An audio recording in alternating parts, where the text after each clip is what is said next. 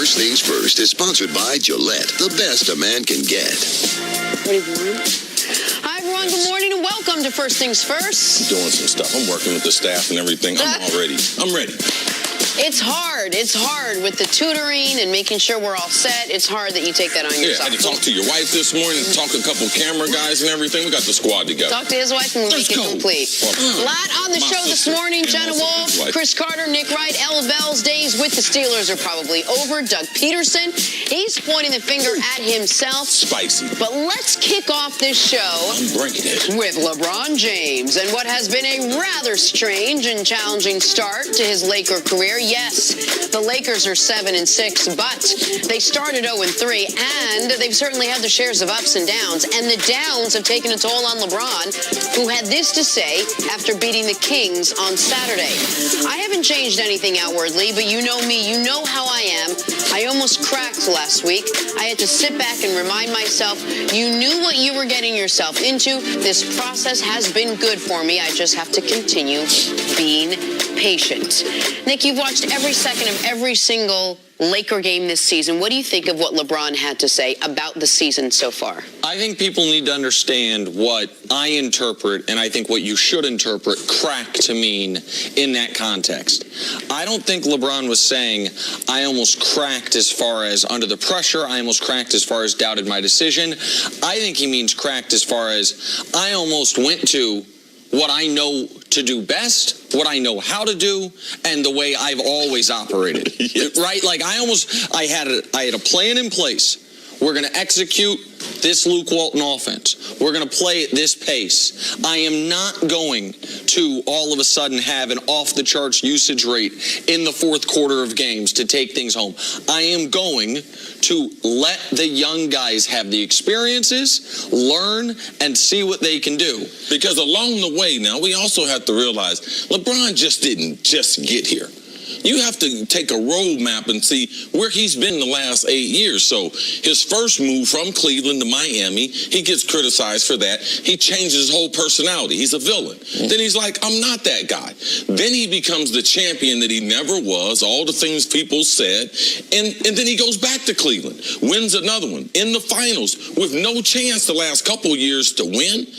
And then deciding I'm going to leave Cleveland again before we even get to Los Angeles. So I think that how he gets here and along the way in those 8 years of going to the finals, Jenna, he's intervened. He has put his hand in, well, maybe he shouldn't have, or he's said something before he let things play out. So I think Nick's been sitting back like, I wonder when LeBron's going to do this, because he's done it before. He's done it before, and one of the reasons that I, on social media more than on the show, have been following the Cavs very closely at 1-11 and the worst team in basketball is I know the people around LeBron have been doing something similar, and I think that leads to this as well. And by that I mean, I think that is further confirmation for LeBron when things aren't going well with the Lakers early.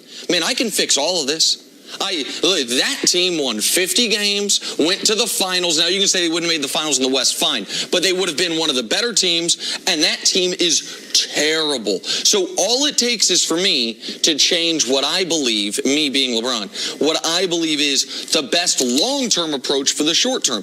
And that's hard. Right. It's hard to say, I'm going to stick with the plan. It's particularly hard when you're 2-5. And you have lost 3 games that you know you could have won. Yes. That you know in the past you would have won. And so that's what I think he meant. He meant, man, I almost went away from what the plan is. And by the way, the almost crack, this can happen again and again. I don't look at this commentary, this interview as, well, now all is solved, because they damn near gave the game away against Atlanta Sunday night. And so for similar reasons. So this will be a struggle throughout the year. You guys both have mentioned LeBron James is clearly the smartest player in basketball right now.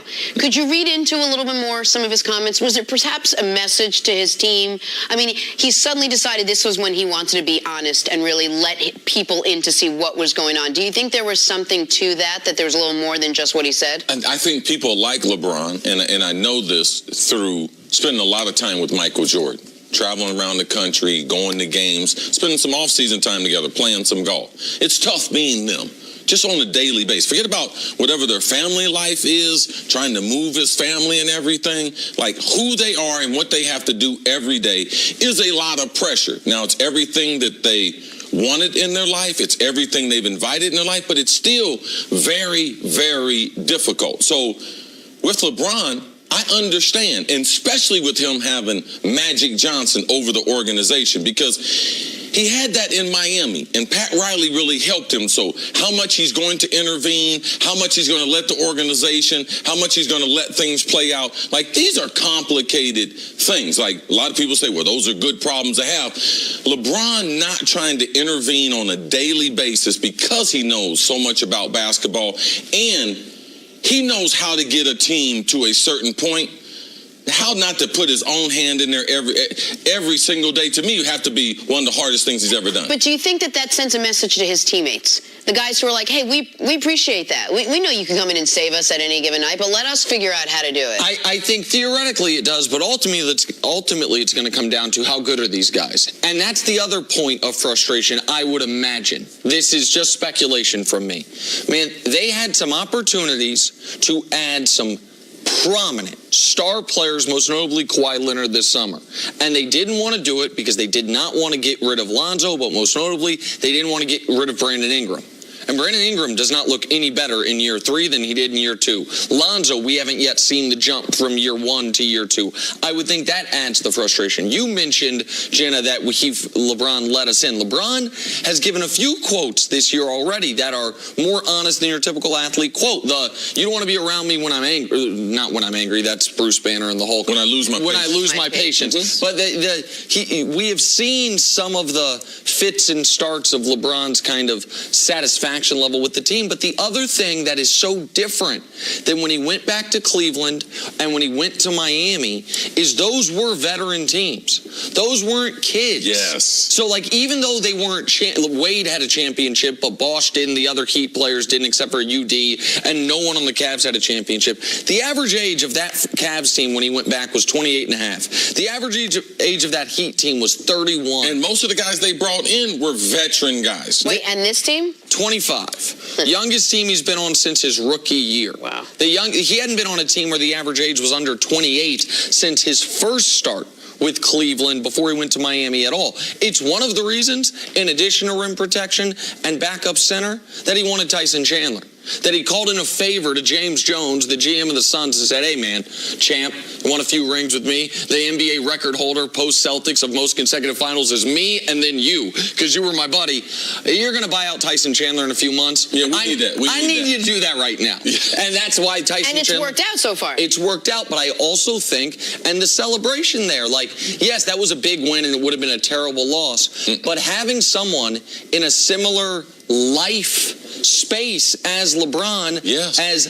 I'm going to bring it to this show just for a moment. It was very important to see that when they paired us up, that the third person was not my age or younger. It was, and I'm not trying to date you at all, but it was very important that I'm fat? It was very important to see that the person have a bridge between the gulf in our age and generations. Sure. And so, like, because you can find some similarities, you can find some commonalities. So I think that's across all workplaces. Yeah, agreed. All right, we got a lot to go here. And when do the Lakers play next, Nick? Lakers play a 10:30 start tomorrow night against the Blazers. Third game of the year against the Blazers. Which we'll be watching. Coming up, is L-Bell's time in Pittsburgh finally over?